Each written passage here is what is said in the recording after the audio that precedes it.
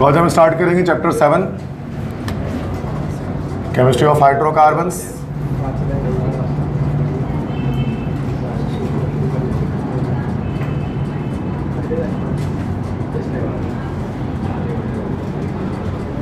तो ये चैप्टर 7 का जो है वो लॉन्गेस्ट चैप्टर है, सबसे बड़ा चैप्टर है। सॉरी, ये जो सेकेंडरी केमिस्ट्री है उसके ऑर्गेनिक पोर्शन में जो सबसे लॉन्गेस्ट चैप्टर होता है वो यही होता है, चैप्टर 7। और सबसे मोस्ट इंपॉर्टेंट भी यही होता है। तो कराची यूनिवर्सिटी के टेस्ट प्रिपरेशन के लिए या फिर DUHS या JSMU में जो फार्मडी के लिए अप्लाई करे, DPT के लिए अप्लाई कर, उनके लिए लेक्चर ये मैं डिलीवर कर रहा हूँ। तो केमिस्ट्री ऑफ हाइड्रोकार्बन्स की जब बात की जाए तो उसमें हम मुख्तलिफ कंपाउंड्स को पढ़ते हैं। 5 कंपाउंड्स को हमें पढ़ना होता है, मीथेन, इथेन, इथीन, इथाइन और बेंजीन। ये 5 कंपाउंड्स पढ़ने होते हैं। अगर ये आप 5 कंपाउंड पढ़ लेंगे तो आपके चैप्टर कंप्लीट हो जाएगा। तो सबसे पहले मीथेन को स्टार्ट करते हैं और हर एक कंपाउंड के बारे में 5-5 बातें आपको पढ़नी होती हैं, ठीक है। तो सबसे पहले मीथेन को स्टार्ट करेंगे, that is chemistry of methane. और इस मीथेन के बारे में आपको सबसे पहले इसका इंट्रोडक्शन देखना होगा कि इसका इंट्रोडक्शन क्या है मीथेन का। अब इंट्रोडक्शन के अंदर भी हम जो है वो कुछ चीज़ें इसके अंदर मेंशन करते हैं। सबसे पहले तो इसका फार्मूला, या पहले इसकी फैमिली लिख लेते हैं कि इसकी फैमिली क्या है। तो ये अल्केन फैमिली से बिलोंग करता है, ये आप जानते हैं अच्छी तरह से। अल्केन फैमिली का फर्स्ट मेंबर है, अल्केन फैमिली है और उसका फर्स्ट मेंबर है। और इसका जो फार्मूला है, फार्मूला इसका होता है CH4, ठीक है। जो इसका स्ट्रक्चर होता है हमारे पास वो इस तरह से होता है, कार्बन और उसके चार तरफ हाइड्रोजन होते हैं सिंगल बॉन्डेड। इसके बाद इसका जो कॉमन नेम है, UPC नेम तो इसका हमारे पास मीथेन है। कॉमन नेम इसको क्या कहा जाता है? This is called March gas. March gas भी इसी को कहते हैं। इंट्रोडक्शन हो गया। इसके बाद स्ट्रक्चर हाइब्रिडाइजेशन के थ्रू, कोई डायग्राम वगैरह नहीं बनानी, बस आपको इतना याद रखना है चूँकि कार्बन यहाँ पर सिंगल बॉन्ड बना रहे हैं, तो जो हाइब्रिडाइजेशन है, हाइब्रिडाइजेशन इन मीथेन, वो क्या होगी भाई? बस आपको याद रखनी है कि वो sp3 होगी। बस ये चीज़ याद रखनी है, sp3 है। और शेप कैसा आ जाएगा इसका? शेप आ जाएगा टेट्राहेड्रल। और बॉन्ड एंगल क्या हो जाएगी टेट्राहेड्रल में? यहाँ पे पढ़ा था 109.5 डिग्रीज, ठीक है। और finally number of sigma bonds कितने हैं इसमें? सिग्मा बॉन्ड सिंगल बॉन्ड को कहते हैं, वो 4 दिख रहे हैं। अगर पूछा जाए नंबर ऑफ पाई बॉन्ड्स के, पाई बॉन्ड्स कितने हैं? Pi bond double triple bond को कहते हैं, वो 0 है, ठीक है भाई। तो ये यहाँ हमारे पास स्ट्रक्चर की बात होगी। डायग्राम नहीं बनानी स्ट्रक्चर की, कोई ज़रूरत नहीं है उसकी, ठीक है, चूँकि आप टेस्ट की तैयारी कर रहे हैं, इंटर की नहीं कर रहे। इसके बाद आ जाते हैं प्रिपरेशन पर। अब ये देखो, प्रिपरेशन के अंदर क्या होता है, हमारे पास इक्वेशंस होती हैं। इक्वेशंस होती हैं इसके अंदर ना, तो मतलब अब इसमें हमें सारी डिटेल पढ़ने की नीड नहीं है, ठीक है। बस हमें ये पता है कि कोई एक बहुत इंपॉर्टेंट कोई प्रोसीजर में लगता है तो मैं आपको बता देता हूँ कि भाई इससे बनता है कि हमारे पास जो मीथेन है, ठीक है। सबसे पहला जैसे कि हमारे पास ये बनता है bye hydrolysis of Grignard's reagent. Bye hydrolysis of Grignard's reagent, Grignard's reagent की हाइड्रोलिसिस से बनता है। अभी ग्रिग्नार्ड रिएजेंट क्या होता है हमारे पास सेपरेट में, इसको हम पढ़ते हैं, दिस इज RMgX। यही होता है ना Grignard reagent, RMgX। This is the general formula of Grignard reagent. और ये क्या है? ग्रिग्नार्ड रिएजेंट एक ऑर्गेनोमेटेलिक कंपाउंड है। ऑर्गेनोमेटेलिक कंपाउंड क्या होते हैं? ऐसा ऑर्गेनिक कंपाउंड जिसके अंदर कोई मेटल इन्वॉल्व करे, that is called Grignard reagent, RMgX। एक साइंटिस्ट था जिसका नाम था विक्टर ग्रिग्नार्ड, जिसने सबसे पहले इसको बनाया था, विक्टर ग्रिग्नार्ड। इसके थ्रू मीथेन बनाया जा सकता है। कैसे बनाया जा सकता है इसको नहीं देखिए, इक्वेशन लिखनी नहीं, ठीक है, बस ये पता है कि बनाते हैं इससे। ठीक है, पानी में मतलब वाटर के साथ रिएक्शन कराते हैं ग्रिग्नाइट एजेंट का, तो फिर आपका मीथेन आ जाता है आपके पास। ठीक है, second, by the decarboxylation of sodium acetate, sodium acetate की डीकार्बोक्सिलेशन से भी आप इसको बना सकते हैं। इसके लिए बस आपको पता है कि जब आपको डीकार्बोक्सिलेशन करना होता है ना, तो आपको चाहिए होता है इसमें ख़ास एक कंपाउंड जिसको हम कहते हैं सोडा लाइम, जिसमें डीकार्बोक्सिलेशन करते हैं CO2 की रिमूवल कर देते हैं। सोडा लाइम में दो चीज़ें होती हैं, NaOH और CaO का मिक्सचर होता है। ये डीकार्बोक्सिलेशन करता है, ये कार्बन डाइऑक्साइड रिमूव करता है सोडियम एसीटेट से, सोडियम एसीटेटेड CH3COONA, और इससे भी हमारे जब हम इसका CO2 रिमूव करते हैं तो मीथेन हमारे पास आ जाता है। ये प्रिपरेशन हमारे पास यहाँ पर इसकी हो गई। ठीक है, मतलब आपसे ये कहा जाए कि ग्रिग्नाइट एजेंट क्या चीज़ होती है, तो RMGX, ये क्या है, एक ऑर्गेनोमेटेलिक कंपाउंड है। सोडा लाइम क्या होता है, NaOH और CO का मिक्सचर। ये MCQs हो गया बस। इक्वेशन आपसे नहीं आस्क करेंगे कि इक्वेशन कंप्लीट कीजिए, बैलेंस कीजिए, पर ये मुश्किल चीज़ हो जाएगी आपके लिए बहुत ज़्यादा। और जैसे एंटी टेस्ट लेवल पे इतना मुश्किल का भी लेवल करेंगे नहीं, आप नस्ट का टेस्ट नहीं दे रहे, आपको KU का, उर्दू का, इसका टेस्ट देना है ना, सिंपल डाओ का, JSMU का, नॉर्मली फार्म DGS इसका। हाँ, अगर आप नस्ट का टेस्ट दे रहे होते हैं, प्यास का, GIK का टेस्ट दे रहे होते हैं, तो फिर उसकी एक अलग कहानी होती है, फिर एक एक करके सारे इक्वेशंस को पढ़ना पड़ता है। बट फिर वो डिफरेंस है ना भाई, जाहिर सी बात है, KU के ग्रेजुएट में और वो शख्स जो प्यास या फिर GIK से या फिर नस्ट से जो ग्रेजुएट हो, बहुत ज़मीन आसमान का फ़र्क है दोनों में, दोनों की कैलिबर के अंदर, तमाम चीज़ों के अंदर आप भी जानते हैं अच्छी तरह से। ठीक है, तो अगर आपको ही मौका मिलता है नस्ट में जाने के KU में, तो आप नस्ट को ही फॉलो करते हैं, KU थोड़ी ना करते, सिंपल सी बात है, हर बच्चा ही करता कराची का। तो एक डिफरेंस है ना एडमिशन्स में, टेस्ट क्राइटेरिया में, उसके टेस्ट पास करने भी बहुत मुश्किल है। KU से तो एटलीस्ट 10 गुना ज़्यादा मुश्किल है KU के टेस्ट पास करने से, तो सिंपल सी बात है। तो उसमें फिर हम डिटेल में वो नस्ट की तैयारी भी हम कराते हैं, बट उसमें फिर हम इसको खोल लेते हैं इक्वेशंस को। आपके लिए मैं वो ओपन कर सकता हूँ, लेकिन फिर क्या है, आपका मेंटल लेवल इतना पहुँचेगा ही नहीं कि आप इसको सबको याद कर सको इतनी अच्छी तरह से, तो मैं अब ज़रूरत नहीं उसको करने की। प्रिपरेशन के बाद जस्ट आप देखते हैं इसके फिजिकल प्रॉपर्टीज़। बस आपको रिएजेंट्स के नाम याद रखने हैं, जो रिएजेंट्स मैं आपको बता रहा हूँ। ये सोडा लाइम क्या चीज़ है, ग्रिग्नाइट एजेंट किसे कहते हैं, इनके नेम याद रखें। इसके बाद physical properties of methane, methane के फिज़िकल प्रॉपर्टीज़ देख लें।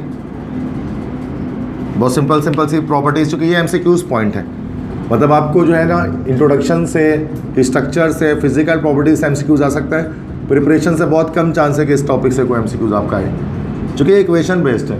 फिर भी मैं कुछ ना कुछ निकाल जा रहा हूँ पॉइंट के, भाई ये पॉइंट याद कर लें, वरना इससे चांस नहीं होता MCQs आने का। हाँ, फिजिकल प्रॉपर्टीज़ अच्छा खासा चांस होता है, चूँकि MCQs के पॉइंट होते हैं इसके अंदर। सबसे पहली बात तो मीथेन जो है वो it is a colourless and odourless gas. Colourless odourless gas है ये। दूसरी चीज़, it is lighter than air, हवा से हल्की गैस होती है, चूँकि इसका मॉलिक्यूलर मास आप जानते हैं 16 AMU है इसका मॉलिक्यूलर मास, तो एयर से कम है इसका मॉलिक्यूलर वेट। तीसरी चीज़ कि it is non polar in nature है, क्योंकि ऑर्गेनिक कंपाउंड सारे ही अक्सर नॉन पोलर, हाइड्रोकार्बन तो सारे नॉन पोलर ही होते हैं, और नॉन पोलर होने की वजह से इट इज़, इसी वजह से ये इनसॉल्युबल किस में भी, वाटर में, it is insoluble in water. और पांचवी चीज़ कि इट इज़ फ्लेमेबल, इसमें आग लग जाती है। ठीक है, तो ये फ्लेमेबल होता है, तो इसलिए इसको एज अ फ्यूल इस्तेमाल किया जा सकता है। सो ये मैंने फिजिकल प्रॉपर्टी बता दी, ये इंपॉर्टेंट पॉइंट्स हैं MCQs के लिए। इसके बाद हम आते हैं इसकी केमिकल प्रॉपर्टीज़ पर। केमिकल प्रॉपर्टीज़ ऑफ मीथेन, दो ही केमिकल प्रॉपर्टी मीथेन की आपको याद करनी होती है। सिंपल रिएक्शन, सबसे पहला कंबस्चन। केमिकल प्रॉपर्टीज़ में रिएक्शंस लिख रहे होते हैं, रिएक्शन के तौर पे आपने देखें, बस ये याद रखें कोई भी हाइड्रोकार्बन है, कंबस्चन देखो सबके सेम तरह से करते हैं।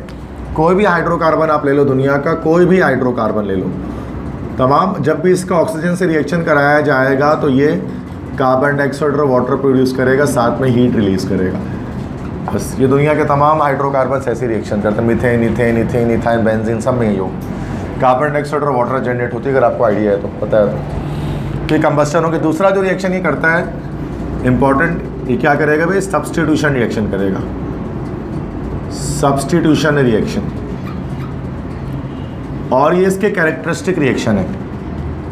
सब्स्टिट्यूशन रिएक्शन कौन करते हैं भाई, सारे जितने भी हमारे सैचुरेटेड हाइड्रोकार्बन्स होते हैं वो सब्स्टिट्यूशन रिएक्शंस करते हैं। ठीक है, तो सब्स्टिट्यूशन रिएक्शन कौन करते हैं, सारे के सारे जो हमारे सैचुरेटेड हाइड्रोकार्बन्स होते हैं।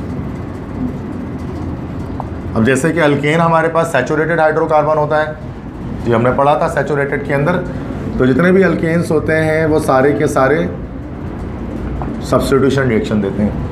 अब सब्स्टिट्यूशन रिएक्शन 3 तरह की हमारे पास होती है। ठीक है, 3 तरह के सब्स्टिट्यूशन रिएक्शन हमारे पास है। एक हमारे पास कहलाता है फ्री रेडिकल, अच्छा मैकेनिज्म कह लेते हैं आप इसको, मैकेनिज्म कह देते हैं कि इसकी जो मैकेनिज्म है ना सब्स्टिट्यूशन रिएक्शन, सब्स्टिट्यूशन में क्या होता है, हाइड्रोजन की जगह पर कोई दूसरा एक एलिमेंट आकर प्लेस हो जाता है, दूसरा ग्रुप आकर प्लेस हो जाता है, सब्स्टिट्यूट कर देता है। मतलब जैसे अभी फुटबॉल मैचेस चल रहे हैं ना, उसके अंदर सब्स्टिट्यूशन होती है फीफा के अंदर, और अक्सर होती है कि एक प्लेयर जाता है दूसरा प्लेयर आता है, एक इन और आउट लिखा होता है, और ड्यूरिंग द मैच बहुत सारे प्लेयर आगे पीछे हो रहे होते हैं, चूँकि उसमें कंटिन्यूस भागना पड़ता है ना। अब एक प्लेयर थक भी सकता है, टायर्ड हो सकता है, उसकी परफॉर्मेंस ठीक नहीं लग रही होती है, तो फिर क्या होता है, कोच उसको निकाल के दूसरे प्लेयर को भेज देता है ताकि वो थोड़ा रेस्ट कर ले, उसके बाद दूसरा प्लेयर आ जाए। क्रिकेट में भी ऐसा होता है बट बहुत कम होता है उसमें, वो रिटायर्ड हर्ट होने पर ऐसा होता है कि आते हैं, वरना रिटायर्ड हर्ट अगर आप नहीं हो रहे हैं तो फिर आपको सब्स्टिट्यूशन की ज़रूरत नहीं है क्रिकेट में। लेकिन फुटबॉल में आप कभी भी कर सकते हैं सब्स्टिट्यूट, जिसमें कंटिन्यूसली भागना पड़ता है ना, वो 90 मिनट तक इंसान रेगुलर, बहुत अच्छा स्टैमिना है तो वो फुटबॉलर तो भाग लेगा। कि रोनाल्डो है उनको तो नहीं ज़रूरत है भाई, मेसी को नहीं ज़रूरत है, लेकिन एक नॉर्मल प्लेयर है उसको तो ज़रूरत चाहिए भाई, कि वो तो बोलेगा भाई दूसरा बंदा आएगा, नया जो प्लेयर होगा ख़ास तौर पर। तो अब मैकेनिज्म मतलब सब्स्टिट्यूशन में ये होता है कि हाइड्रोजन निकलेगा, उसकी जगह दूसरा कोई ग्रुप आ जाएगा, अटैच कर देगा। ठीक है, अब मैकेनिज्म, इसके 3 मैकेनिज्म होते हैं सब्स्टिट्यूशन रिएक्शन के, 3 मैकेनिज्म है बच्चों। एक कहलाता है फ्री रेडिकल सब्स्टिट्यूशन, एक कहलाता है इलेक्ट्रोफिलिक सब्स्टिट्यूशन, और एक कहलाता है न्यूक्लियोफिलिक सब्स्टिट्यूशन। 3 तरह की सब्स्टिट्यूशन हो सकती है, फ्री रेडिकल, इलेक्ट्रोफिलिक और न्यूक्लियोफिलिक सब्स्टिट्यूशन 3 तरह से कर सकता है। फ्री रेडिकल सब्स्टिट्यूशन कौन करते हैं, सारे अल्केन्स। इलेक्ट्रोफिलिक सब्स्टिट्यूशन कौन करता है भाई, आपका बेंजीन, इसी चैप्टर में आएगा। और न्यूक्लियोफिलिक सब्स्टिट्यूशन कौन करता है, आपका अल्काइल हैलाइड RX, चैप्टर 8 में आएगा। 3 तरह के सब्स्टिट्यूशन। अभी ये है क्या, फ्री रेडिकल क्या चीज़, इलेक्ट्रोफिलिक क्या चीज़ है, न्यूक्लियोफिलिक क्या चीज़ है, तो रिएजेंट्स के नाम है जो सब्स्टिट्यूएंट होते हैं ना। मिसाल के तौर पे जैसे कि अगर कोई भी हाइड्रोकार्बन है, जैसे एक कंपाउंड है AB है, उसने C से रिएक्शन किया तो AC बन गया और B बाहर आ गया। अब ये तो हमारे पास जो AB है, दिस इज़ द सबस्ट्रेट, ये हमारे पास सबस्ट्रेट है, ये C हमारे पास है सब्स्टिट्यूएंट, ये जो AC बना हमारे पास दिस इज़ द प्रोडक्ट, और ये जो B हमारे पास आया दिस इज़ लिविंग ग्रुप। मतलब आपको 4 तरह की चीज़ें आप इसके अंदर आप देख सकते हैं। ठीक है, जब सब्स्टिट्यूशन रिएक्शन होता है।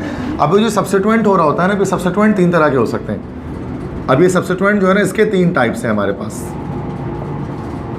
या तो इस पर कोई चार्ज नहीं होगा, अगर इस पर कोई चार्ज नहीं है तो ये हमारे पास कहलाएगा this is called free radical.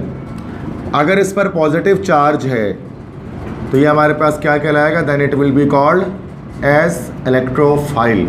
और अगर इस पर नेगेटिव चार्ज है तो ये हमारे पास क्या कहलाएगा, it will be called nucleophile. Electrophile मतलब इलेक्ट्रॉन लविंग स्पीशीज, जो इलेक्ट्रॉन की तरफ भागेगा, खुद पे पॉजिटिव चार्ज है, दैट्स वाई।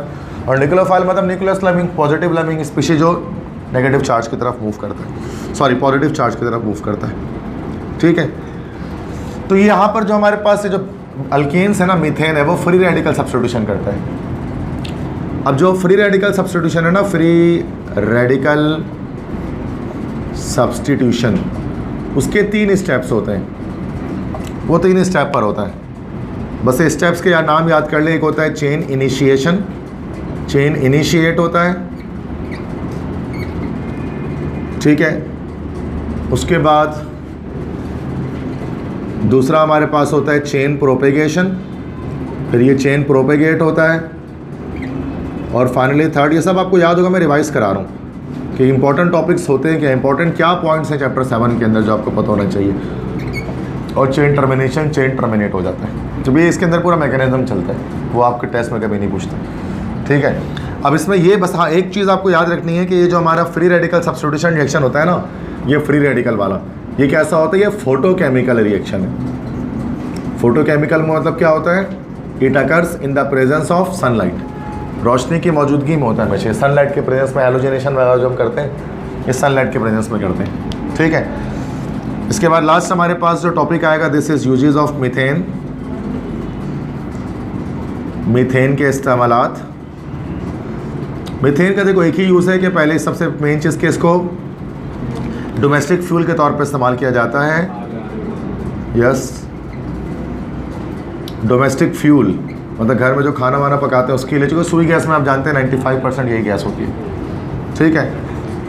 तो ये हमारे पास यहाँ पर टॉपिक जो कंप्लीट हुआ, दिस इज़ मीथेन, यहाँ पर हमारा कंप्लीट हो गया, समझ गए तो मसला। एक हाइड्रोकार्बन हो गया, अब सेकंड स्टार्ट करें, टोटल 5 है, दूसरा स्टार्ट कर रहे हैं केमिस्ट्री ऑफ इथेन।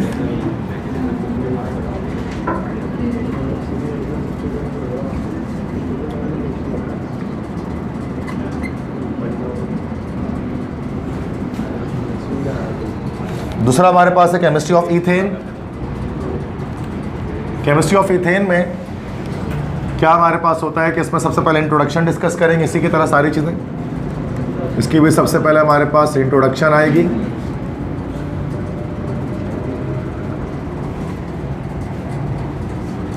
इंट्रोडक्शन में हम देखेंगे इसकी फैमिली सेम, इसकी फैमिली अल्केन ही है, चूँकि इथेन है ना ये, इसकी फैमिली भी सेम है, ये भी अल्केन है।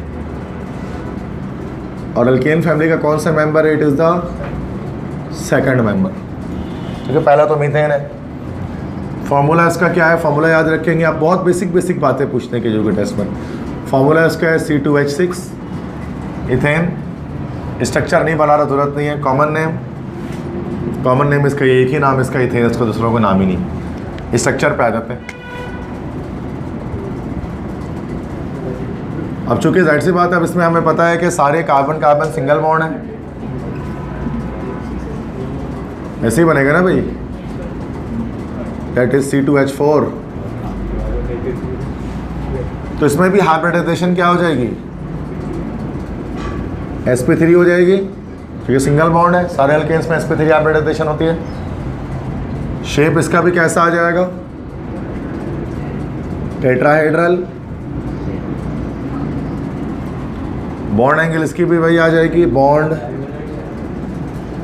एंगल इसकी भी आ जाएगी 109.5 डिग्रीज। और क्या number of sigma bond, sigma bond कितने हैं, कितने हैं sigma bonds, single bond check कर लेना, 1 2 3 4 5 6 7 सिग्मा बॉन्ड है। और नंबर ऑफ पाई बॉन्ड्स इसमें कितने हैं, डबल ट्रिपल तो एक भी नहीं है, तो 0 हो गया, बस ख़त्म। प्रिपरेशन में बस एक प्रिपरेशन इसकी देख लें जो इम्पोर्टेंट हो सकती है, जिसके बारे में पूछा जा सकता है, उसको कहा जाता है, वो एक रिएक्शन जिसमें आता है, that is called Wurtz reaction. Wurtz reaction, Wurtz reaction में क्या होता है कि कोई भी, जैसे कि अगर आपने अल्काइल हैलाइड है RX है, इसके रिएक्शन सोडियम मेटल के साथ कराना होता है, तो क्या होता है, R डबल हो जाता है, R हो जाता है, कपलिंग हो जाती है इसमें, और NaX बन जाता है, सोडियम हैलाइड।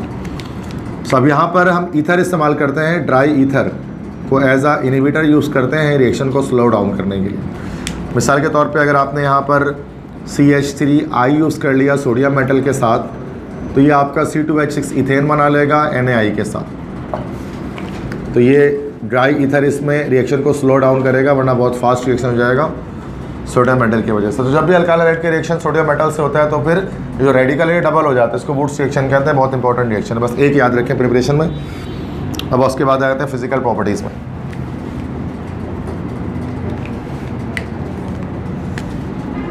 तो इसकी जो फिजिकल प्रॉपर्टीज़ हैं इथेन की, C2H6 की,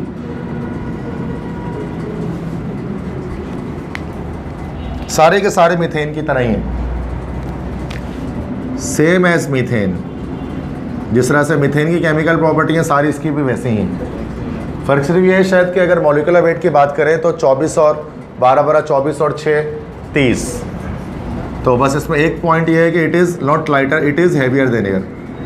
ये हवा से भारी है, it is heavier than air, वरना बाकी सारी चीज़ें चूँकि ये it is lighter than air था। सही है, तो वो हैवियर देन एयर है। चूँकि एयर का एवरेज मॉलिक्यूलर वेट जो हमारे पास होता है दैट इज़ 29 होता है। वो एयर का जो एवरेज मॉलिक्यूलर वेट निकालते हैं, तो फिर उससे ये 30 है, तो उसका मतलब 1 AMU ज़्यादा है।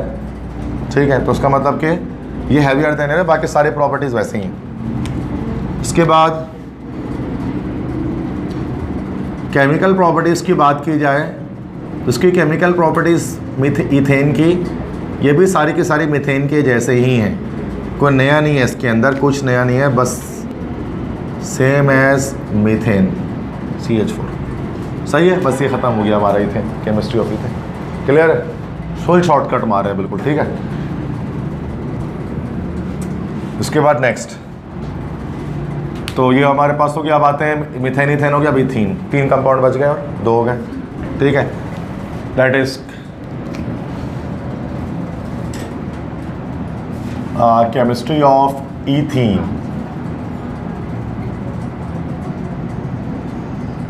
तो इसमें भी यही इंट्रोडक्शन सबसे पहले हो जाएगा। ठीक है, first of all we have to write down the introduction.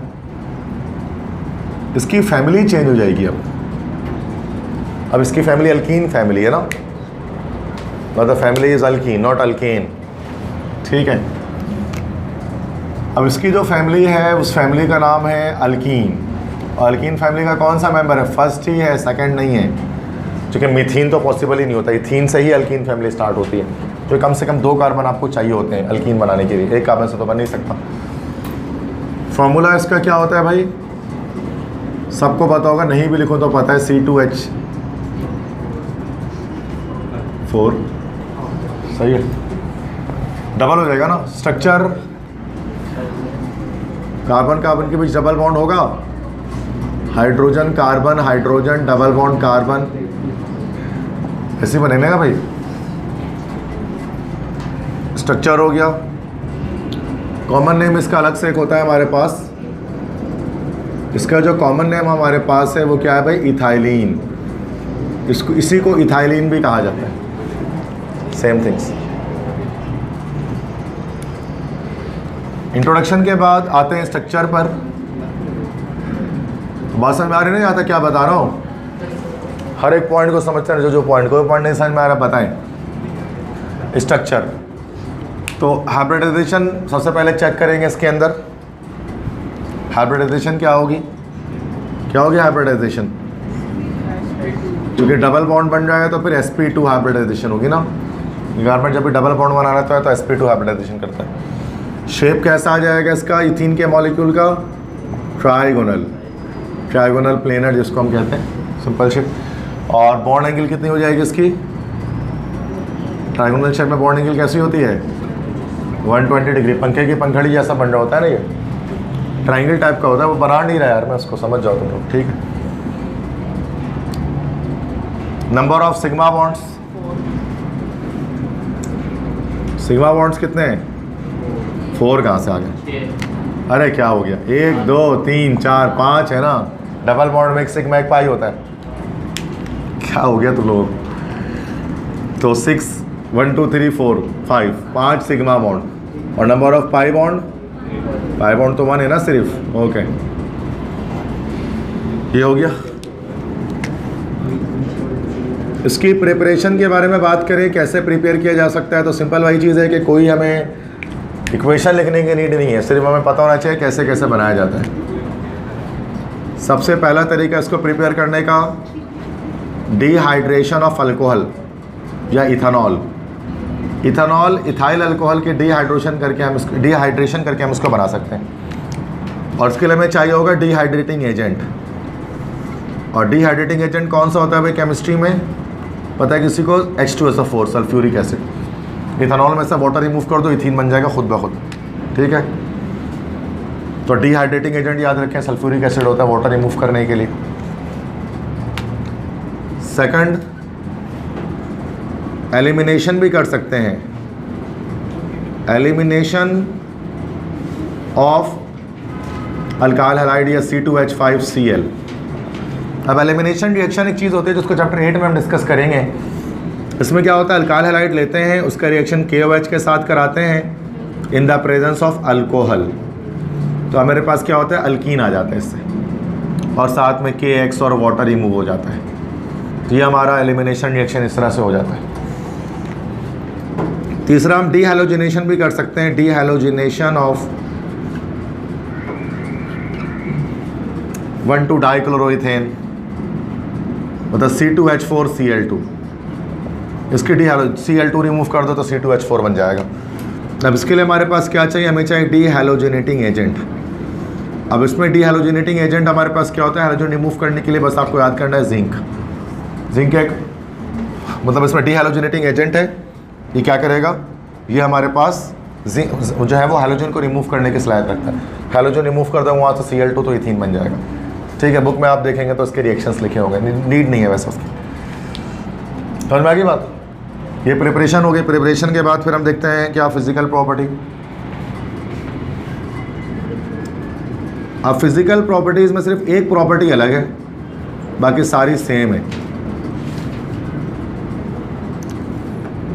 Physical property में जब आप आएंगे ना तो उसमें बस इट हैज़ स्वीट स्मेल, इसकी स्मेल स्वीट होती है, तो ऑर्डर लेस नहीं है मीथेन इथेन की तरह।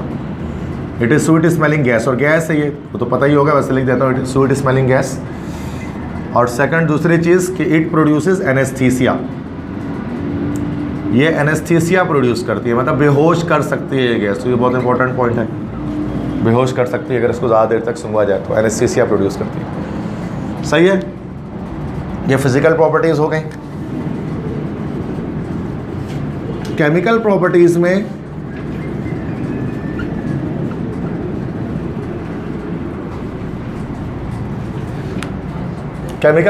में बस इसके कुछ इंपॉर्टेंट जो रिएक्शंस हैं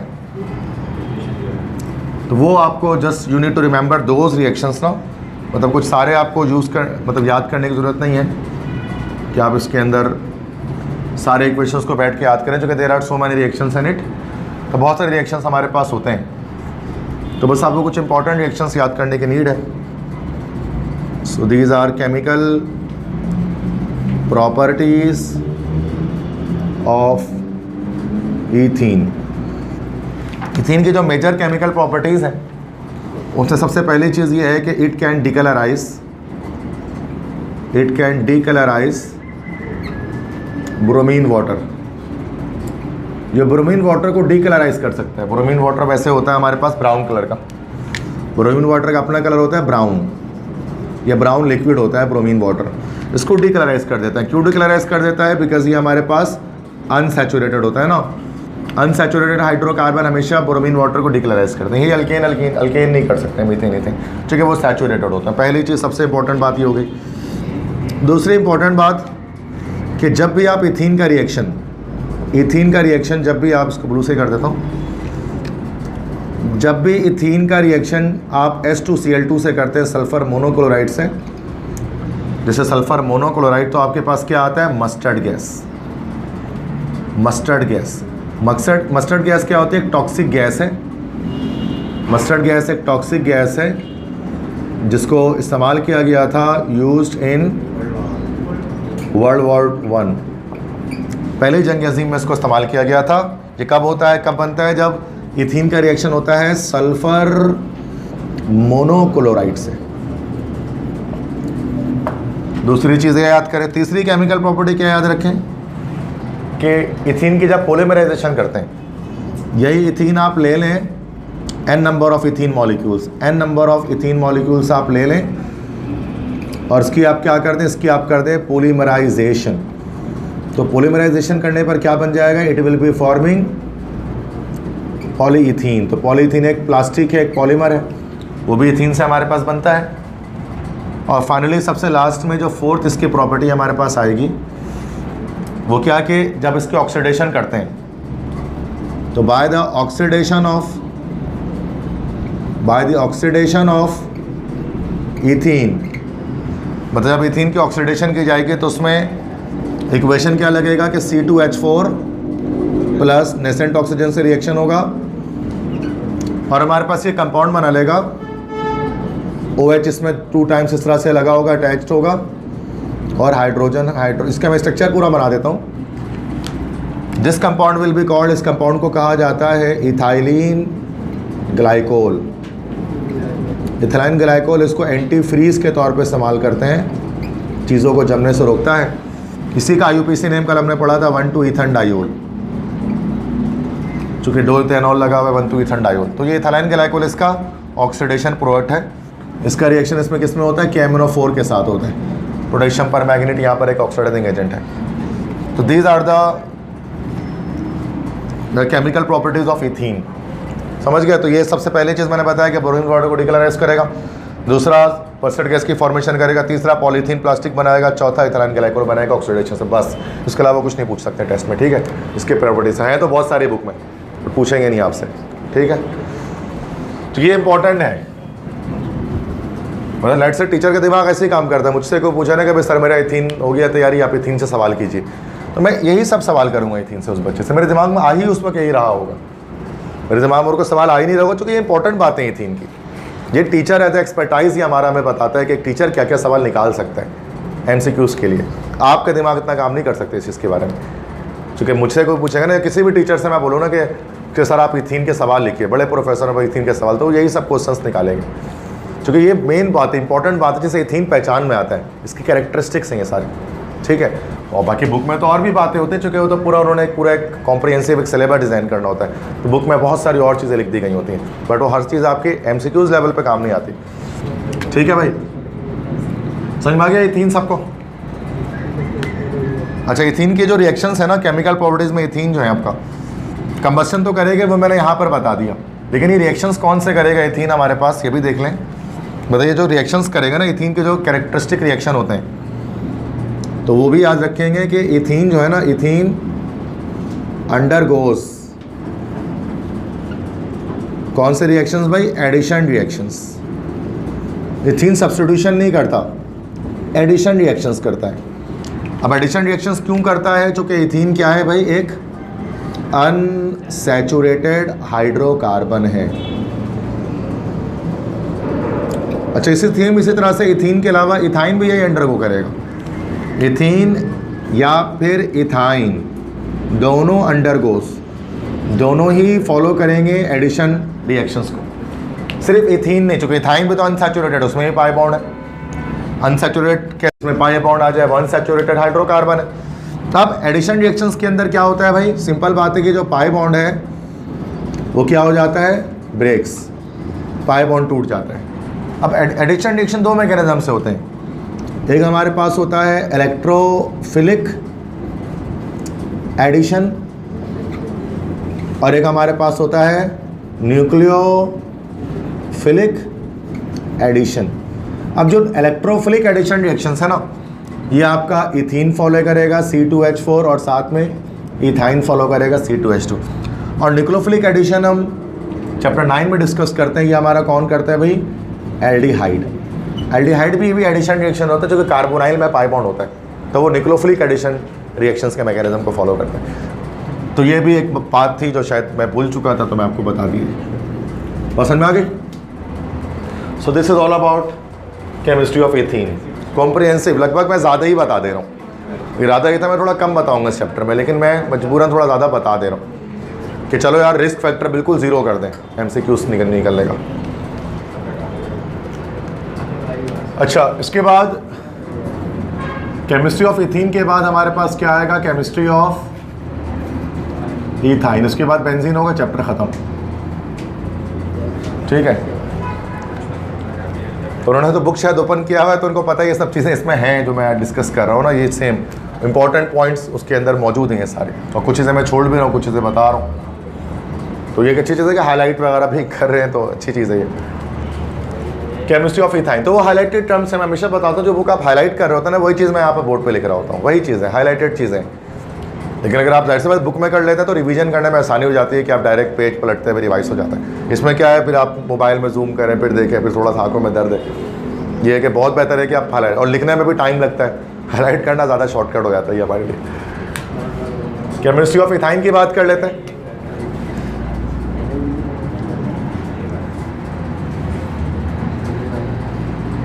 इंट्रोडक्शन। ठीक है, अल्कीन में सिर्फ एक मेंबर है, ठीक है। अल्काइन में हमारे पास इसमें भी एक ही, मतलब मेंबर तो बहुत सारे, पढ़ना एक को अल्कीन में ना, इस अल्काइन में बस एक ही मेंबर को पढ़ना है, दैट इज़ इथाइन। ठीक है, तो भाई फैमिली क्या होगी इसकी, बताओ फैमिली बताओ ना। ये अल्कीन है तो ये क्या हो जाएगा, alkyne, and this is also the first member. अब बोलो सर सेकंड है तो 2 कार्बन इसमें, तो ये मिथाइन पॉसिबल नहीं होता। आई थिंक आपको पता है ठीक सर, तो ठीक है। तो बहुत बेसिक बात है, किसी बच्चे को ये भी नहीं पता होता है ना, तो बहुत अफसोस की बात है कि कार्बन जो है ना वो मतलब अल्काइन फैमिली इथाइन से ही स्टार्ट होती है, मतलब आप उसको मिथाइन से स्टार्ट नहीं कर सकते किसी भी तरह से, क्योंकि उसके 100 रीज़न से जिसकी वजह से मिथाइन पॉसिबल नहीं होता है। ठीक है, सबसे बड़ा रीज़न ये है कि ट्रिपल बॉन्ड बन नहीं सकता अकेला कार्बन, हाइड्रोजन के साथ बना ही नहीं सकता। कार्बन हमेशा कार्बन से ही ट्रिपल बॉन्ड बना सकता है। तो उसका फार्मूला क्या हमारे पास हो जाएगा इथाइन का, C2H2, क्योंकि CnH2n-2 के जनरल फॉर्मूले पे लगा रहा है। स्ट्रक्चर इसका क्या हो जाएगा भाई, कार्बन कार्बन के बीच ट्रिपल बॉन्ड आ जाएगा ना भाई, यहाँ पर सिंपल पता है सबको, जैसे HC ट्रिपल बॉन्ड CH ऐसे ही बनेगा ना भाई। इसका एक कॉमन नेम भी है भाई, इसका एक कॉमन नेम भी है, और कॉमन नेम इसका क्या है पता है किसी को, चलो मैं बताता हूँ, एसिटाइलिन। सुना होगा नाम आपने, एसिटाइलिन इसी का कॉमन नेम होता है हमारा। ठीक है, this specific compound is called acetylene. अब आते हैं स्ट्रक्चर पे, आते हैं।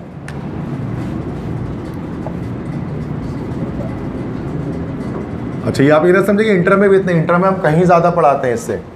अब आप लोग सर हमने तो इंटर में भी इतना नहीं पढ़ा था, इससे कम ही पढ़ा था, लेकिन इंटर में बहुत ज़्यादा पढ़ते हैं। वो आप एक बात है कि आपने तैयारी शायद कम की होगी, लेकिन इंटरमीडिएट में बहुत ज़्यादा डिटेल में चीज़ों को डिस्कस किया जाता है। ठीक है, और मसला ये होता है ना कि बच्चों को, अच्छा बच्चों को शॉर्टकट ज़्यादा समझ में आता है, जैसे अभी पढ़ा रहा हूँ ना। अब किसी इंटर के बच्चे को भी ऐसे पढ़ा देंगे ना, ज़्यादा जल्दी समझ आएगा, क्यों, चूँकि उसको चीज़ें शॉर्ट मिल गई हैं। और जब इंटर में लॉन्ग लिखते हैं ना, तो एक टॉपिक पढ़ते हैं, अगले हफ्ते भूल जाते हैं फिर वो। अभी क्या, अभी साथ साथ पढ़ने तो कुछ ना कुछ याद रहेगा, मीथेन भी, इथेन भी, इथीन भी, इथाइन भी। लेकिन एक एक हफ्ते के गैप से पढ़ोगे ना, तो इथेन पढ़ोगे तो मीथेन भूल जाओगे।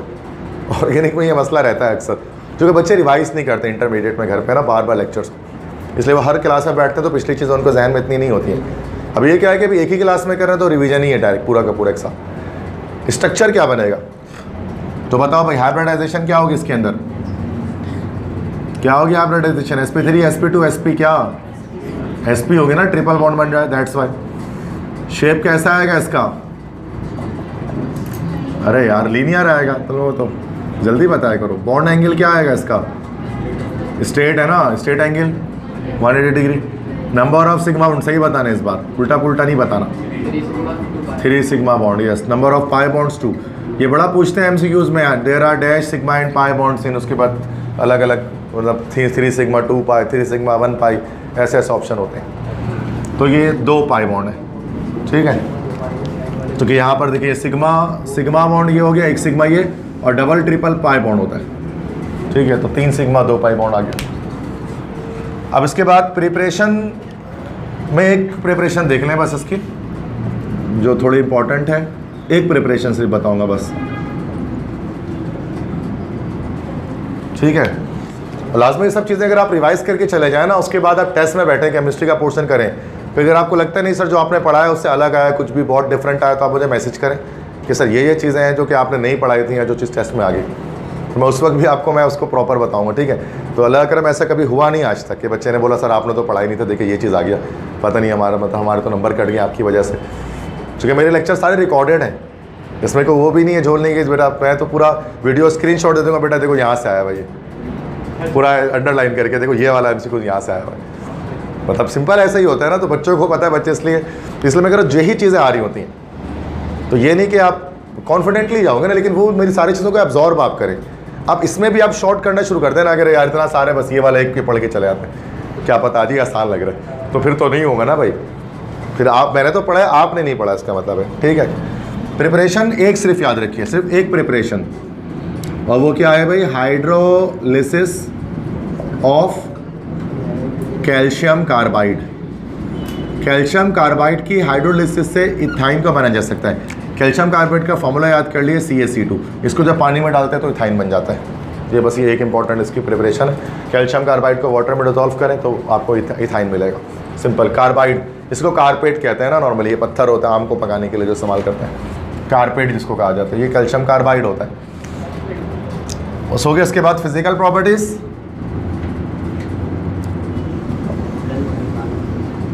इसकी फिजिकल प्रॉपर्टीज सारी पता है कैसी हैं, same as ethene, same as ethene, सारी चीजें इथीन की तरह, बट इट डजंट प्रोड्यूस, लेकिन ये नहीं प्रोड्यूस करता एनेस्थीसिया। सारी चीज़ें इथीन वाली हैं लेकिन, और इथीन की सारी चीज़ें मीथेन वाली हैं सिवाय स्मेल के। मतलब इसको ज़्यादा बेहतर शायद ये लिख दूँ मैं कि इट हैज़ स्वीट स्मेल, इसकी भी स्वीट स्मेल होती है। और सेकंड,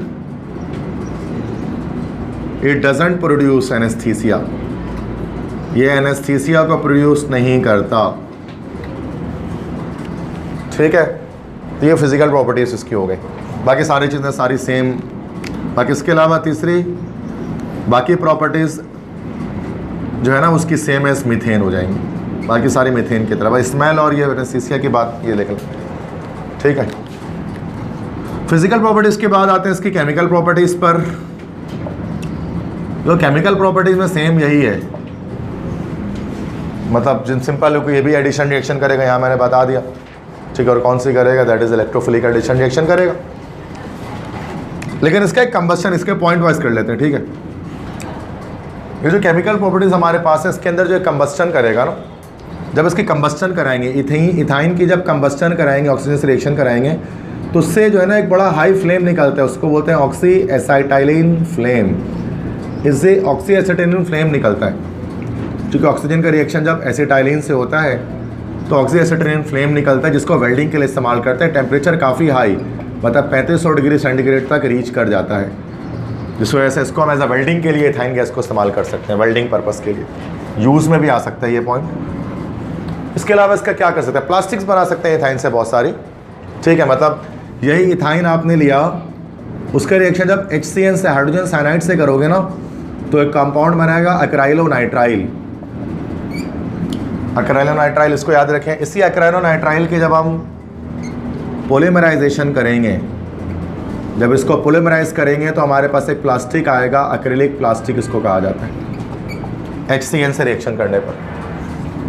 तीसरा, अगर इसी इथाइन को अगर हम HCl से रिएक्शन कराएंगे तो हमारे पास बनेगा विनाइल साइनाइड, और इस विनाइल साइनाइड की भी अगर हम इसकी पॉलीमराइजेशन कराएंगे, इसको पॉलीमराइज करेंगे, तो हमारे पास बनेगा PVC। PVC भी प्लास्टिक है, जिसको क्या कहा जाता है, poly vinyl chloride, PVC plastic.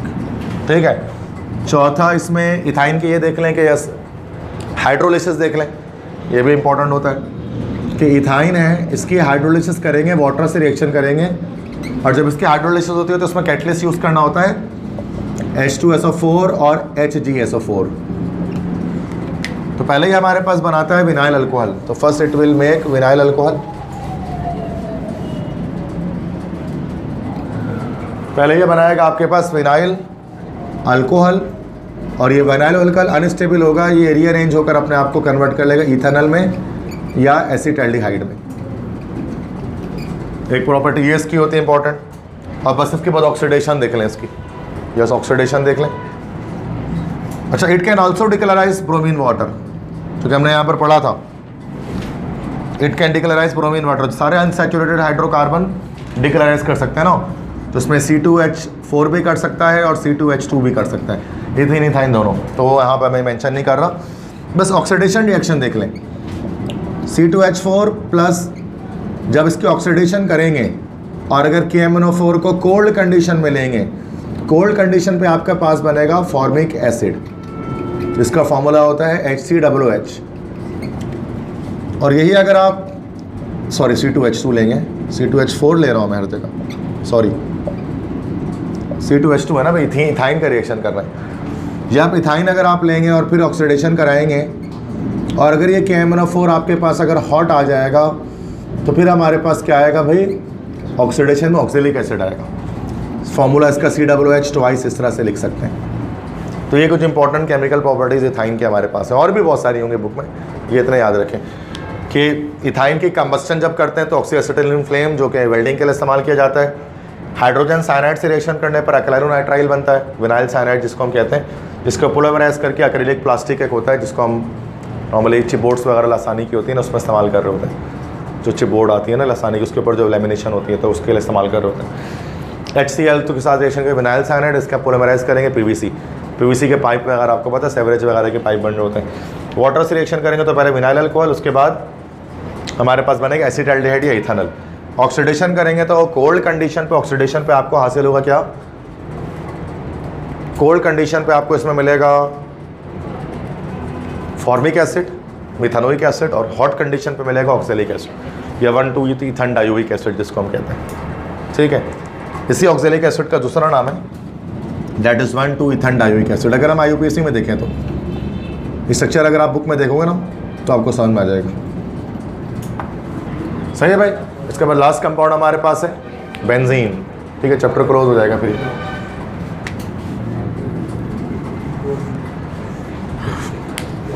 दो महीने लगते हैं इसको पढ़ने में, इंटर में 2 महीने जैसे एक चैप्टर को पढ़ना है।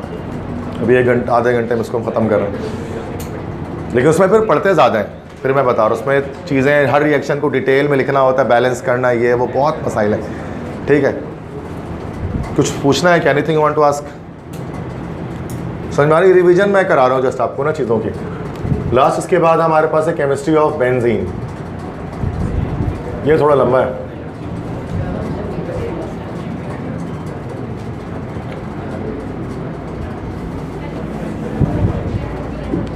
Chemistry of benzene.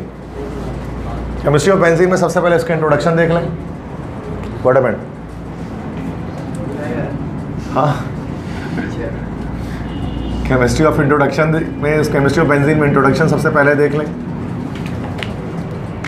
देखो इसकी फैमिली क्या है हमारे पास। इसकी फैमिली हमारे पास है, दिस इज, ये एरोमेटिक हाइड्रोकार्बन से बिलोंग करता है। ये एक एरोमेटिक हाइड्रोकार्बन है। एरोमेटिक हाइड्रोकार्बन कौन से होते हैं बताया, जिनकी स्ट्रॉन्ग स्मेल होती है, तेज स्मेल होती है। ठीक है, तो एरोमेटिक हाइड्रोकार्बन के बारे में हमें पता होना चाहिए कि इट हैज़ स्ट्रॉन्ग स्मेल, इनकी तेज़ खुशबू होती है। तो ये अल्कीन अल्कीन अल्काइन में से कुछ नहीं है, ये एरोमेटिक हाइड्रोकार्बन है। और एरोमेटिक हाइड्रोकार्बन सारे हकल्स रूल को फॉलो करते हैं। एरोमेटिक हाइड्रोकार्बन के अंदर पाया जाता है एरोमेटिसिटी, और एरोमेटिसिटी जिनका के अंदर होता है वो फॉलो करता है हकल्स रूल। अब हकल्स रूल को ये फॉलो करता है। हकल्स रूल क्या कहता है? हकल्स रूल ये कहता है कि किसी भी, मतलब एरोमेटिक हाइड्रोकार्बन सिर्फ वही होगा जिसमें 4n+2 पाई इलेक्ट्रॉन्स होंगे। इतने पाई इलेक्ट्रॉन्स आएंगे तो फिर वो कंपाउंड एरोमेटिक होगा। n में कोई भी नेचुरल नंबर है, जैसे अगर n में 1 लगाते हैं तो ये हो जाएगा 6 पाई इलेक्ट्रॉन्स। और बेंजीन की अगर स्ट्रक्चर की बात करें तो बेंजीन के अंदर आपको पता है कि 6 पाई इलेक्ट्रॉन्स होते हैं। तो बेंजीन हकल्स रूल को एक तरह से फॉलो करता है। ठीक है, दैट्स वाई बेंजीन एक एरोमेटिक नेचर रखता है और उसकी स्ट्रॉन्ग स्मेल भी होती है। तो ये अल्केन अल्कीन अल्काइन में से कुछ नहीं है। ये फैमिली हो गई। इसकी फार्मूला क्या हो गया भाई बेंजीन का? सबको पता है, C6H6। और बेंजीन असल में एक लिक्विड है, ये गैस नहीं है बाकी सबकी तरह, ये लिक्विड है। क्या जैसे मिथेन, इथेन, इथीन, इथाइन, तो चूँकि 6 कार्बन आ गया ना, 6 कार्बन जब आता है तो पेंटेन के बाद 5 कार्बन के बाद जितनी भी हमारे पास आते हैं वो सारे के सारे हमारे पास क्या होते हैं भाई? लिक्विड्स होते हैं। 6, 7, 8, 9, 10, 11, 12 सारे। स्ट्रक्चर क्या होता है इसका?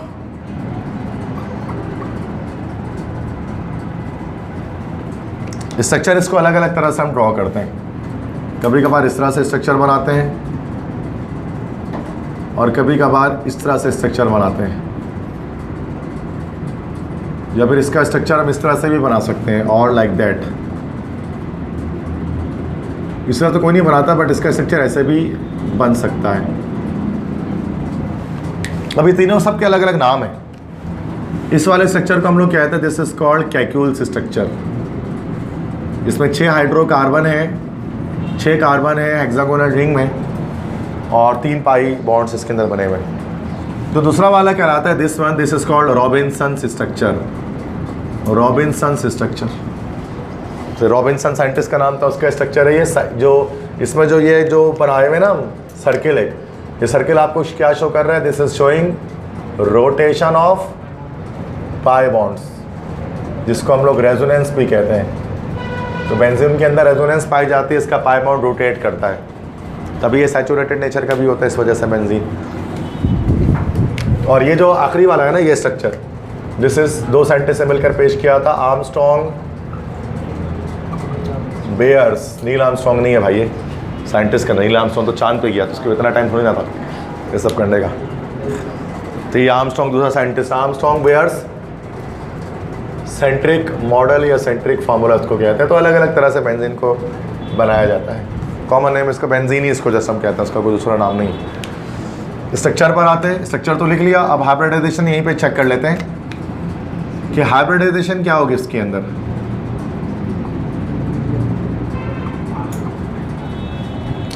हाइब्रिडाइजेशन क्या होगी? अगर इसके लिए हमें क्या पढ़ना पड़ेगा कि बेंजीन को ओपन अप करना पड़ेगा, तो शायद आपको हाइब्रिडाइजेशन दिख सके। तो अभी मैंने आपको क्या बताया था कि कार्बन कार्बन बॉन्ड्स के हवाले से, कि कार्बन कार्बन के बीच में अगर 2 कार्बन के बीच में अगर सिंगल बॉन्ड आ जाए तो वो हमारा sp3 है। 2 कार्बन के बीच अगर डबल बॉन्ड आ जाए तो sp2 है, और 2 कार्बन के बीच ट्रिपल बॉन्ड आ जाए तो फिर sp है। अब बेंजीन के जब तुम बात करते हो तो बेंजीन इस तरह से होता है ना, carbon carbon carbon carbon carbon carbon, और हर तरफ हाइड्रोजन।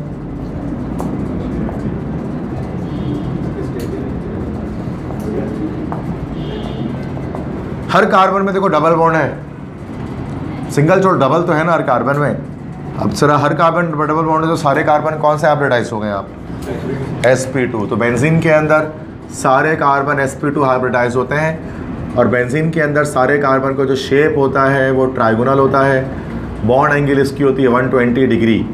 और बेंजीन के अंदर नंबर ऑफ सिग्मा बॉन्ड्स कितने होते हैं? सिग्मा बॉन्ड्स कितने आ जाएंगे इसके अंदर भाई? यस 12 सिग्मा होंगे, 6 इधर और 6 इधर, 12 सिग्मा बॉन्ड्स हो जाएंगे।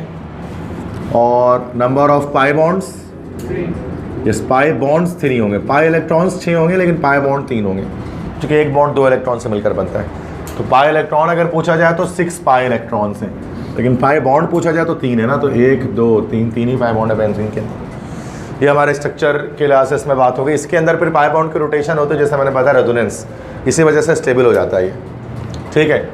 अब ये तो 3 पाई बॉन्ड होता है ना बेंजीन के, अब ये रेजोनेंस में होते हैं, तो इसी वजह से स्टेबिलिटी आती है ऊपर, मैंने उसको एक्सप्लेन कर दिया है, ठीक है। अब इस पर नेक्स्ट हमारे पास ये जो है वो अब हम डिस्कस करते हैं, इसकी फिजिकल प्रॉपर्टीज़ देख लें पहले, ठीक है। Let's talk about the physical properties of benzene. Benzene की फिजिकल प्रॉपर्टी, तो लिक्विड है, कलरलेस लिक्विड होता है, ठीक है। अब पेक्यूलियर ऑर्डर होती है। तो फर्स्ट पॉइंट तो ये हो गया कि कलरलेस लिक्विड है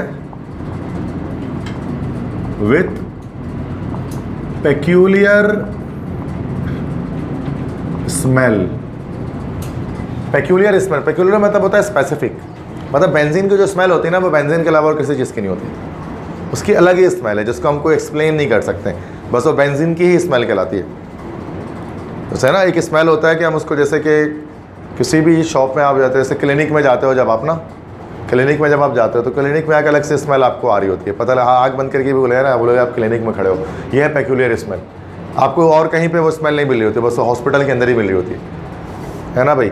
तो वो स्मेल हमारे पास कहलाता है पेक्यूलियर, वो इथाइल अल्कोहल की स्मेल होती है असल में, जो नॉर्मली बहुत ज़्यादा तेज़ खुशबू वाला कंपाउंड होता है। इस तरह होम्योपैथिक के जो आते हो ना क्लिनिक में, उसमें अलग स्मेल आ रही होती है मीठी सी, तो उसे पता लग जाता है होम्योपैथिक की आप किसी क्लिनिक में मौजूद है, तो वो एक पेक्यूलियर स्मेल कहलाती है अलग से। तो बेंजीन की भी एक अलग से स्मेल होती है, उसको स्वीट सॉर ये सब टेस्ट, मतलब या शार्प ऑर्डर, या हम उसको ना पंजेंट ऑर्डर, कोई ऑर्डर नहीं कह सकते, एक पेक्यूलियर ऑर्डर है। और दूसरी चीज़, इट इज़ कार्सिनोजेनिक। बेंजीन की एक बहुत इंपॉर्टेंट बात की है, कार्सिनोजेनिक होता है। कार्सिनोजेनिक का मतलब क्या होता है? मतलब कि it can cause cancer cause कर सकता है, टॉक्सिक होता है बहुत ज़्यादा। जो बेंजीन है ना, जो बेंजीन जो कंपाउंड है ये बहुत ज़्यादा टॉक्सिक है, तो ये कैंसर कॉज कर सकता है। तो इसलिए इसको बहुत ज़्यादा केयरफुली हैंडल करना पड़ता है बेंजीन को। C6H6 को लिक्विड होता है। अच्छा, बात करते हैं इसके अंदर कि इसकी केमिकल प्रॉपर्टी, इसकी फिजिकल प्रॉपर्टी होंगी। यूजेस तो इसकी कोई ख़ास हम इसमें डिस्कस नहीं करेंगे, तो यूजेस तो बहुत सारे हैं, लेकिन मतलब बेंजीन के, बट इसके मेन है केमिकल प्रॉपर्टीज़ जो हमें देखनी है। ठीक है, अब आ जाते हैं केमिकल प्रॉपर्टीज ऑफ बेंजीन।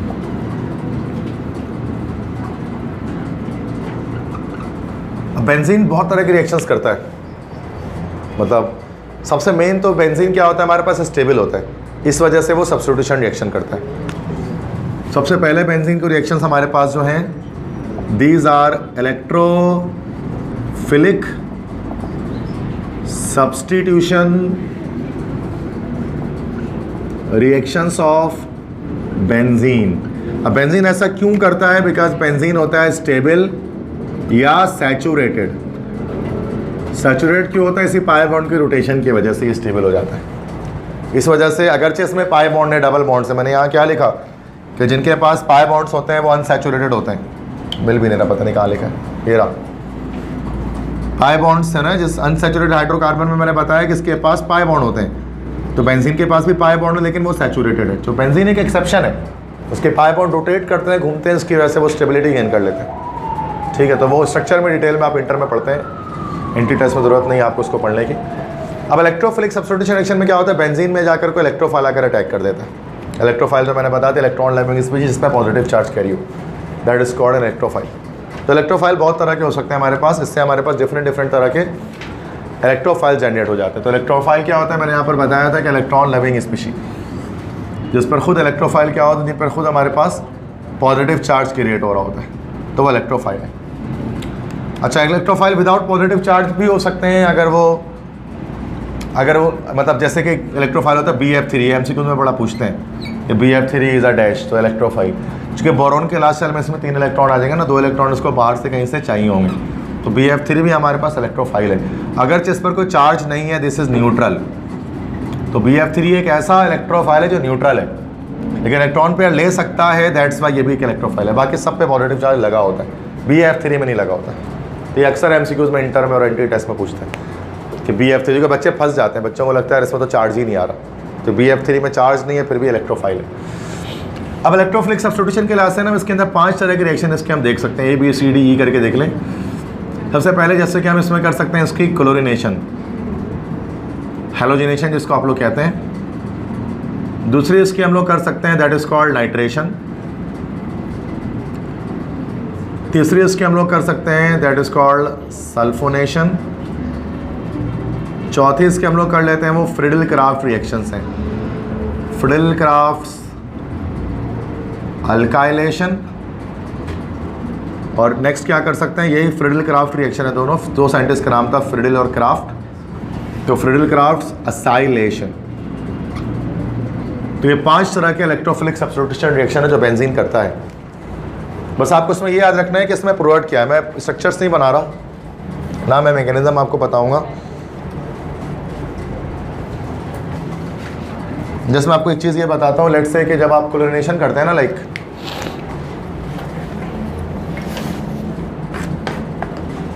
यहाँ पर जब आप रिएक्शंस में से मैं आपको बता देता हूँ, ठीक है। जैसे कि जब आप क्लोरीनेशन करते हैं, बेंजीन है C6H6, इसकी क्लोरीनेशन करनी है, Cl2 से रिएक्शन कराया इन the presence of AlCl3, aluminium chloride. तो ये हमारे पास क्या होता है, this is called Lewis acid, catalyst के तौर पे होता है, इलेक्ट्रॉन पेयर एक्सेप्टर है। तो हमारे पास क्या बन जाता है, बस ये याद रखना है, we will there is forming chlorobenzene, benzene ring होता है और बेंजीन रिंग के साथ एक Cl अटैच होता है, ऐसे ही है ना भाई, क्लोरोबेंजीन की फॉर्मेशन हो जाती है। यही अगर आप नाइट्रेशन कराना चाहो तो बेंजीन का रिएक्शन इस बार आपको कराना होता है नाइट्रिक एसिड के साथ in the presence of sulphuric acid. अब आपके पास क्या बन जाता है बच्चों, now there will be forming nitro benzene. इसमें क्या होता है, बेंजीन रिंग के साथ ऊपर NO2 ग्रुप की अटैचमेंट होती है, ठीक है। NO2 ग्रुप अटैच हो जाता है जाकर, नाइट्रोनियम आइन इसको हम कहते हैं, नाइट्रोनियम आइन जाकर इस पर अटैच हो जाता है, ठीक है। सल्फोनेशन अगर आपको करनी है, अरे यार C6H6 यार क्या हो गया, सारा मिक्स हो गया। तो C6 सल्फोनेशन करनी है तो इसका रिएक्शन आपको करना पड़ता है किसके साथ भाई, बेंजीन का न सल्फ्यूरिक एसिड SO3 के साथ करना होता है, सल्फर ट्राइऑक्साइड के साथ SO3 के साथ करना होता है इन the presence of sulphuric acid. इसमें हमारे पास क्या बनता है, बेंजीन सल्फोनिक एसिड। इसका स्ट्रक्चर क्या होता है, बेंजीन रिंग इस्टेब्लिश होती है, उसके ऊपर SO3H ग्रुप हमारे पास अटैच होता है। This is benzene sulphonic acid. Alkylation करनी होती है, अल्काइल ग्रुप अटैच होता है तो उसके लिए C6H6 का रिएक्शन मान लेते हैं CH3Cl से कर दिया। दोबारा से लेविस एसिड हमारे पास रिक्वायर्ड होता है। लेविस एसिड क्या है, AlCl3, और हमारे पास बन जाता है इसके अंदर टोलुइन। टोलुइन क्या होता है, बेंजीन रिंग के साथ ऊपर CH3 अटैच होता है। अगर आपको असाइलेशन करनी है, लास्ट C6H6 का रिएक्शन आप किसके साथ करते हैं, इसमें एक कंपाउंड होता है पूरा काफ़ी बड़ा सा, CH3C डबल बॉन्ड हो Cl, एसिड हाइड्राइड, हमने इसको पढ़ा है चैप्टर 6 के अंदर। उफ, इसका नाम होता है एसिटाइल क्लोराइड। एसिटाइल क्लोराइड इसके साथ रिएक्शन करते हैं तो फिर ये हमारे पास हो जाता है AlCl3 लेते हैं इसके अंदर भी, और यहाँ पर जो हमारे पास कंपाउंड बनता है उसका नाम होता है एसीटोफिनोन। एसीटोफिनोन में क्या होता है, बेंजीन रिंग होती है और बेंजीन रिंग के ऊपर C डबल बॉन्ड O और CH3 यहाँ पर अटैच होता है। ठीक है, this compound is called acetophenone.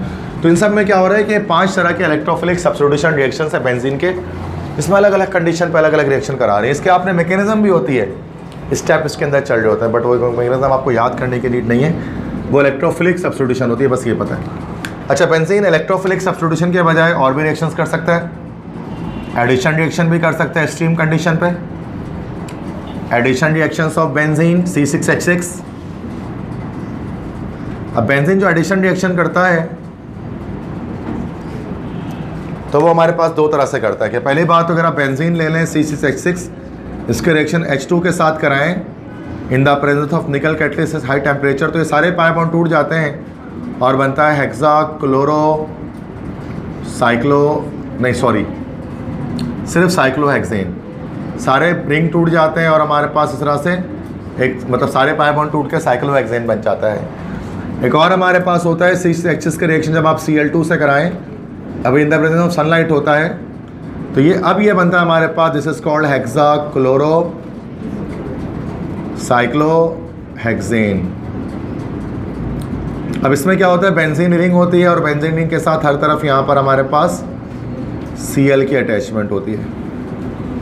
तो यहाँ पर बेंजीन आप देख सकते हैं, बेंजीन एडिशन रिएक्शन कर रहा है। एडिशन रिएक्शन में क्या होगा कि बेंजीन रिंग के जो पाई बॉन्ड्स हैं वो ब्रेक हो जाएंगे। यहाँ पर आपने देखा कि जो बेंजीन के पाई बॉन्ड्स हैं वो हो गए ब्रेक, वो टूट गए। अच्छा, बेंजीन इस तरह से हमारे पास बेंजीन फाइनली हमारा ऑक्सीडेशन रिएक्शंस भी कर सकता है। ऑक्सीडेशन रिएक्शंस भी कर सकता है। ऑक्सीडेशन रिएक्शन हमारे पास से 2 तरह से कर सकता है, मतलब O2 के साथ अलग, O3 के साथ अलग। कंपाउंड नहीं याद करना, बस याद रखो C6H6 है, जब इसने O2 से करेगा तो V2O5 वेनेडियम पेंटाऑक्साइड की मौजूदगी में करेगा, ठीक है, और ये हमारे पास बनाएगा, this will be forming maleic anhydride, नाम याद रखना है, मैलिक एनहाइड्राइड एक बनाएगा हमारे पास। और यही C6H6 जब O3 से करेगा ओजोन से, तो हमारे पास क्या बनाएगा, दिस विल बी फॉर्मिंग ग्लाइओक्सल। तो ये ओजोन से भी कर सकते हैं, O3 से भी कर सकता है, O2 से भी कर सकता है, ठीक है। और सबसे आखिरी चीज़, अब इलेक्ट्रोफाइल्स 2 तरह के होते हैं। सबसे लास्ट टॉपिक बताकर ये चैप्टर फाइनली ख़त्म करेंगे, ओरिएंटेशन इन बेंजीन वाला है। तो इलेक्ट्रोफाइल 2 तरह के होते हैं, एक एक्टिवेटिंग ग्रुप वाले होते हैं और एक नॉन डीएक्टिवेटिंग ग्रुप वाले होते हैं। इसी के साथ चैप्टर लास्ट पेज खत्म हो जाता है आपके चैप्टर 7 का। तो एक एक्टिवेटिंग ग्रुप होता है और एक डीएक्टिवेटिंग ग्रुप होता है। याद रखो, जो एक्टिवेटिंग ग्रुप वाले होते हैं, जो बेंजीन रिंग को ज़्यादा एक्टिवेट कर देते हैं, यही हमारे ऑर्थो पैरा डायरेक्टर कहलाते हैं। अगर आपने सुना होगा ना, तो ऑर्थो पैरा डायरेक्टर्स जो आने वाले इलेक्ट्रोफाइल को ऑर्थो और पैरा पोजीशन पर शिफ्ट करते हैं। और दूसरे हमारे पास क्या होते हैं, डीएक्टिवेटिंग ग्रुप के इलेक्ट्रोफाइल्स होते हैं। डीएक्टिवेटिंग ग्रुप वाले क्या करते हैं कि ये बेंजीन रिंग को लेस रिएक्टिव बना देते हैं। इनको हम लोग क्या बोलते हैं, they are actually meta directors.